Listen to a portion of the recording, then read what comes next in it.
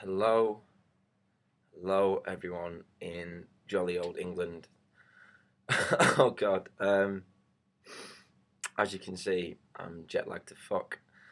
Um, but it's been great. I'm gonna try to explain everything that's happened to you in the last day and a half.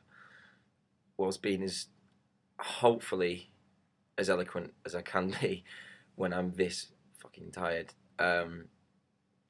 But apart from that, everything's been great. Oh, in fact, the first thing I must say, the first thing you have to know about the United States is that for $1.25, for $1.25, I can get.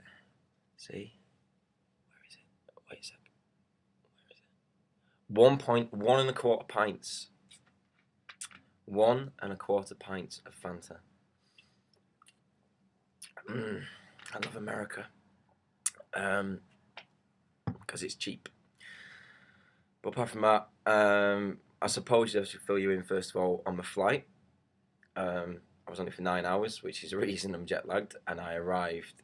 I arrived at my halls at about 10 p.m. American time, which is about 5 a.m. British time. So I was up. I was up for a long time. I was tired, but I got to watch Source Code and I got to watch Rango, and I got to play solitaire on my MacBook because I got bored after 4 hours and my eyes hurt too much to read. Oh, let's not go on about that though. So me and Liv and Claudia, we've arrived in Denver, and the carpet is spotless and it's very American. It's very clean. There's guys with M16s. Yeah, that was fun, and also made me shit my pants a little bit. But when they bring you into customs, they keep you in a line. It's not like British customs where we just go take off your belt and come into our country. It's fine. They kind of stare you up and down. I had a particularly obese woman look me up and down, ask me if I was British, and then not talk to me again, which was frightening. I thought she was going to sit on me, but what can you do? Anyway, I've arrived and I'm eyeing up all the customs officers, and this is because I, for some reason, have paranoia that even when I haven't done anything wrong, that an American is going to drag me into a room where a short, stout man with a white rubber glove, he'll snap it on and he'll beckon to me and he'll say, "It's asshole inspection time." But that did not happen.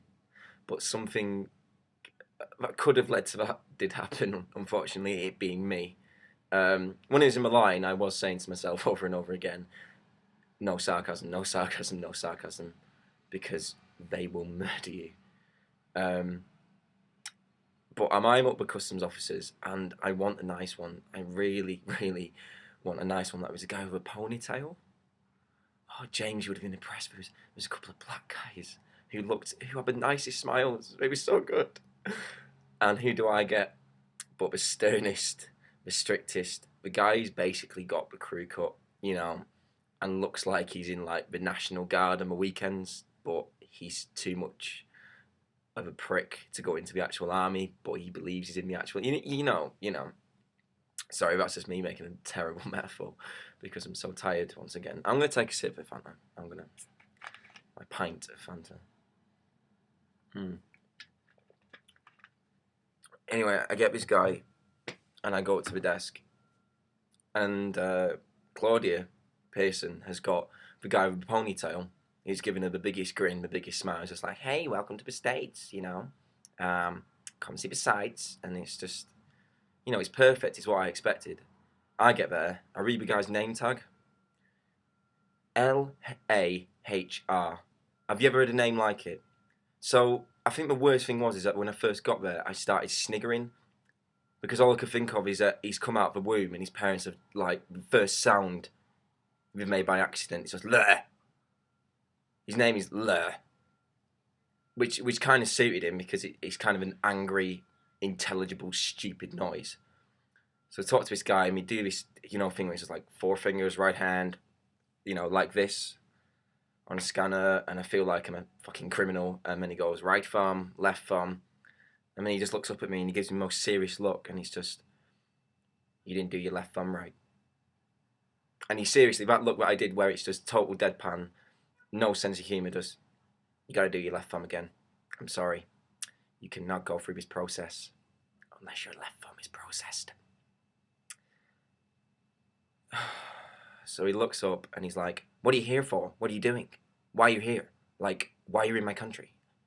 I'm studying. I'm at CSU. And he's like, oh, so you're doing like research, or you're here for like a week? And I was like, well, I'm here for a year, actually. And my like sarcasm sense is tingling in the moment. You know, I can be the most cheery fellow in the world, as you all know, on a regular basis. But this guy, yeah, he really grabbed my gears, and I really had to bite my tongue and not say anything about stupid American customs officers. But eventually, he stamps my visa after giving me the dirtiest look. You know, it's the squint, like it's just the actual squint. It's, what are you doing in my country, hombre? Kind of, that's it, you know. And when he hands me back the visa, and he's just, well done. That's all he said. He just says, he doesn't say welcome or hello from the United States of America or any of his claptrap you see in the films. He just goes, well done. As if I've looked like such a security threat beforehand, and I've managed to get through US Customs. So that I am proud of. With my appearance, I mean, Jesus, look at this. Oh, the product of jet lag. Anyway, I will stop going off on tangents, but I would stop if I wasn't so fucking jet lagged. And as you know, I like to moan, but jet lag is entirely American jet lag, in particular, when I've had to get up at 7:45 the next morning and only slept for 2 hours and all this shit. And yeah, but it's fine. But you know, we get a shuttle bus from Denver, we get to Fort Collins. I meet my roommate Esteban, who's awesome. As you can see, this is my room. That's Esteban's bed right there. That's our microwave and fridge, which is kind of fucking amazing because the amount of snack food I'm going to get through in the next 9 months, I'll be needing a fridge. This is my bed with my lovely linens from Walmart that I paid an ample price for. And oh, in fact, before I do anything, I should probably show you this. If you can see, this is a view from my room. I'm being terrible at the minute and I can't conduct things, but screw it. If I've done badly, I will just have to edit it in the end. But yeah. So I finally get to my hall. It's Braden Hall. It's great. They give you wee little key cards like that you just scan and you can get in. And immediately I'm surrounded by American enthusiasm. Now, as you know, as I said before, I'm the cheeriest fellow in the world. You know, you all know me. Like, I walk down the street and I go dancing with tramps and you know, high five people, and I'm never like dour or sarcastic or cynical at all. Again, that's a fucking lie. But they're so enthusiastic, and I really, really enjoyed that. Like, these guys, he just come up to me and he's just like, hey, I'm Zach, and I'm like, I'm from England, and we all go, oh, he's from England, and which is really, really cool, because it makes you feel like a bit of a, like, we all go on about the accent. I have a story about that, what a Chinese guy told me about my accent. That will come later if I stop fucking rambling because of jet lag. But I'll be fine. I will be fine. But everything's PG here.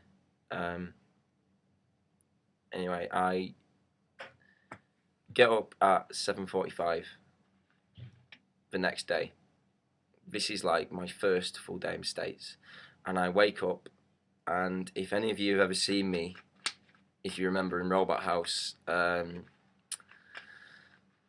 you may have seen this once, twice, 150 times maybe, is me shuffling into my room, incoherent, slumping onto the couch, with a look in my eyes that promises the world not to fuck with me, not to try and mess me around when I'm tired, okay? That's all I ask.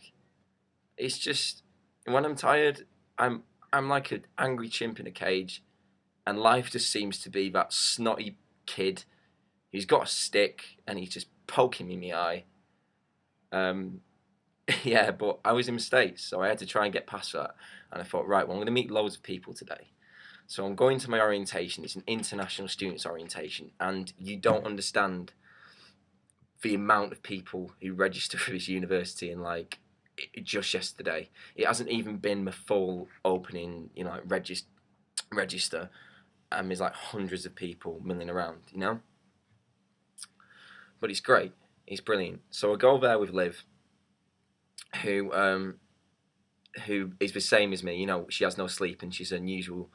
Actually, no, she's not the same as me. She's her usual perky self, which completely fucked me over because I'm there like, and Liv's there like, oh god, the kind of, she bounces. She seems to float. She can float through hangovers. I can't do that shit. I can just, like I said, I'm the angry chimp, and I try and coat myself in a little cage, and it's just don't touch me. I need Fanta. I'm so tired. I need sugar. But there's plenty of sugar in America, though. Steve, you're fucking jealous. I'm going to show you. I'm going to describe to you the array of snacks. Although I keep fucking rambling, I'm sorry. Anyway. We get there, and we're assigning to groups by cultural mentors, right? So the Brits all get split up, because by this point I know 6 or 7 Brits who've come. A couple of Aussie guys who are sound as fuck. And so I've been like, okay, fine. I've been split up, but it's, I'll probably meet some Americans. And I shit you not. I do not tell you a word of a lie. When I was the only person who was anywhere near fluent in English in my cultural mentor group. They sit you down in a circle in the grass, and at first I get there, and there's 4 or 5 Chinese fellas there, okay? You don't understand. The riptide was opened, okay? I ended up sat with 15 Chinese people, a guy from Kuwait, whose only cultural cornerstone concerning England was that Friends episode where they visit London. So this was my fucking difficulty, okay? The rest of them, all we'd heard about England recently was riots.